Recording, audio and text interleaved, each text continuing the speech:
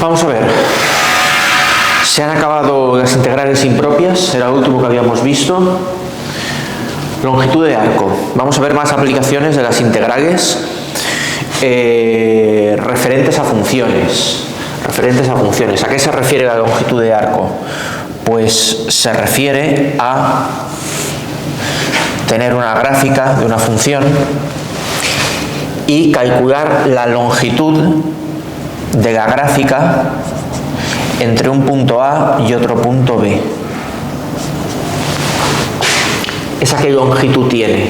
Podemos pensar como un trozo de cuerda que lo pusiésemos recto y midiésemos cuánto mide en una regla, en una tablita de medición.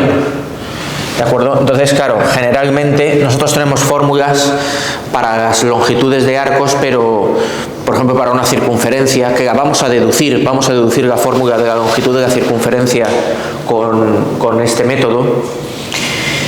Pero en cuanto a la curva es un poco complicada, pues ya no es evidente, ya no podemos aplicar los métodos de la geometría elemental para calcular dichas longitudes. Entonces las integrales acuden al rescate, se podría decir así, y mediante esta fórmula nos dan la longitud del arco. La longitud del arco que va a ser, vamos a ver, lo pongo con corchete o con paréntesis, con corchete. Así. Si tenemos una función comprendida entre dos puntos, eso determina un arco. Ese arco puede calcularse su longitud, la longitud de arco, como la integral de A a B, la integral entre los dos extremos de integración de la raíz cuadrada de 1 más la derivada de la función al cuadrado. Entonces, esta fórmula funciona siempre. Voy a justificarla de un modo semi-intuitivo para que veas de dónde sale. Tiene una pega. Y es que hay que buscar con mucho cuidado, hablo de los ejemplos que vamos a resolver, la función que ponemos, porque si nos inventamos una función, calculamos su derivada, calculamos su cuadrado, nos encontramos con una integral que puede ser imposible de resolver o que requiera muchísima faena de integrales irracionales para, con suerte, poder resolverla. Esa es la pega que tiene esta fórmula y la que veremos después, que es la de las superficies de revolución, que llevan a veces a integrales que no se pueden resolver, integrales elípticas y cosas así. Entonces, ¿cómo la vamos a justificar? Pues la justificamos de la siguiente manera, pensando que ese arco que es curvo está formado por multitud de segmentos rectos muy pegados unos a otros.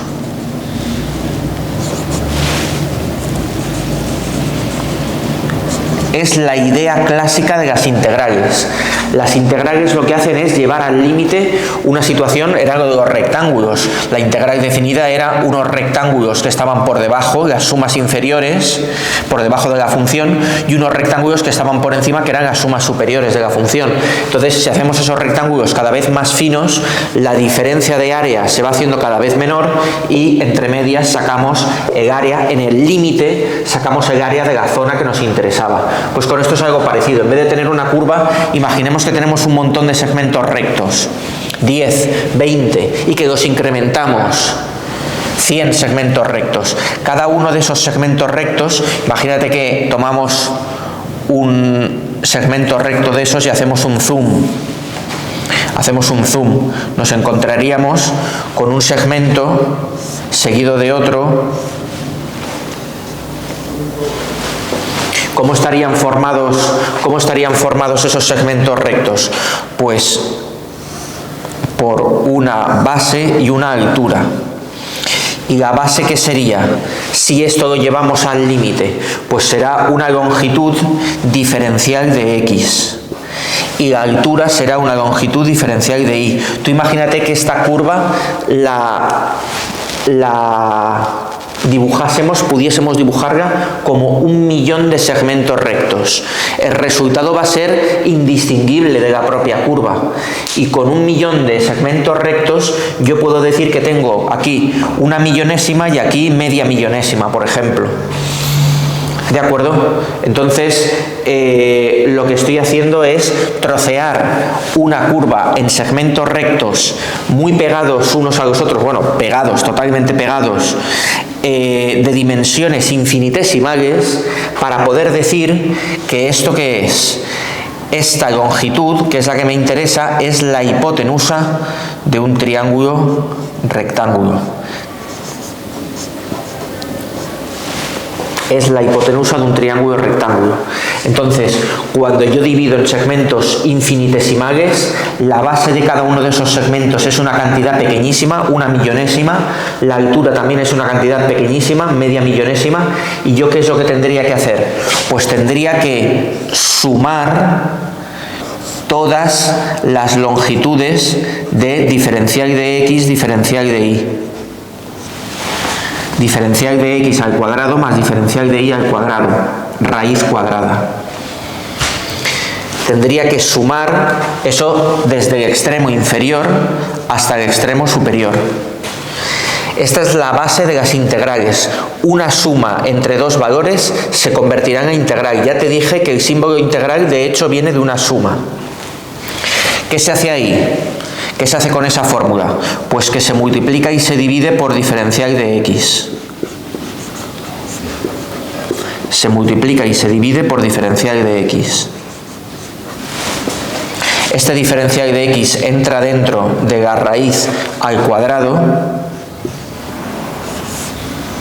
y tendremos diferencial de x al cuadrado partido diferencial de x al cuadrado más diferencial de y al cuadrado partido diferencial de x al cuadrado. Todo eso diferencial de x. Esto es igual a 1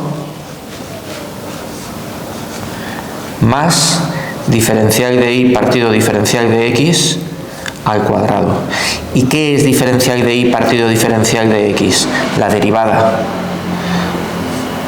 Raíz de 1 más la derivada al cuadrado, diferencial de x. Y eso es lo que tenemos aquí. Integrar, sumar, lo que he hecho ha sido coger la fórmula esta y trabajarla aquí. Multiplicarla por diferencial de x y dividirla por diferencial de x. Eso es para que tengas una idea intuitiva de dónde viene. Esta notación la tienes que conocer para la derivada.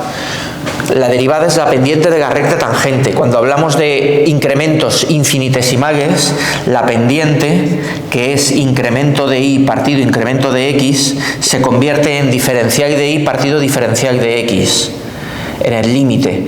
¿Qué quiere decir incremento de y? Pues hablo de la definición de derivada. La definición de derivada era el incremento f de a más h menos f de a, el incremento de la función, partido el incremento en la variable, partido el incremento de x. Cuando aplicamos límites, cuando h tiende a 0, aquí los incrementos se convierten en diferenciales, se convierten en diferencial de y partido diferencial de x, y esa es la notación también para la derivada de una función. Eso se ve sobre todo en ecuaciones diferenciales, se maneja con total soltura la derivada como diferencial de y partido diferencial de x. ¿De acuerdo? Y así, de paso, te voy introduciendo algunos conceptos que vas a ir viendo, porque esto y esto se trata como sinónimo.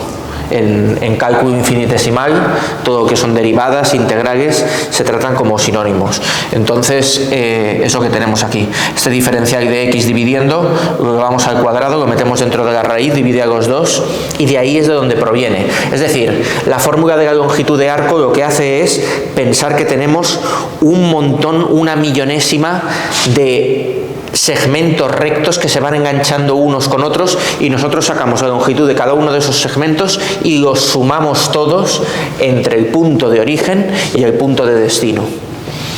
¿Vale? Esta es la fórmula y es la que vamos a utilizar para los ejemplos que van a venir a continuación.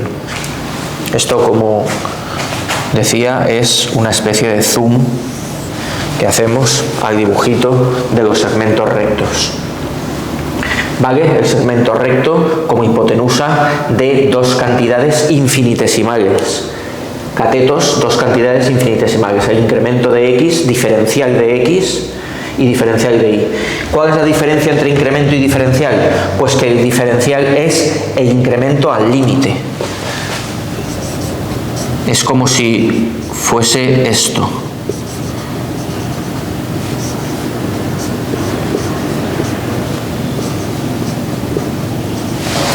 Cuando tú tienes incrementos, haces el límite cuando el incremento de x tiende a 0 y tienes los diferenciales. Un poco esa es la idea intuitiva que subyace a esa notación. Y esta notación es equivalente a la de la derivada. Muy bien, pues vamos a ver unos cuantos ejemplos y ponemos en práctica la fórmula que hemos comentado. Esta de aquí.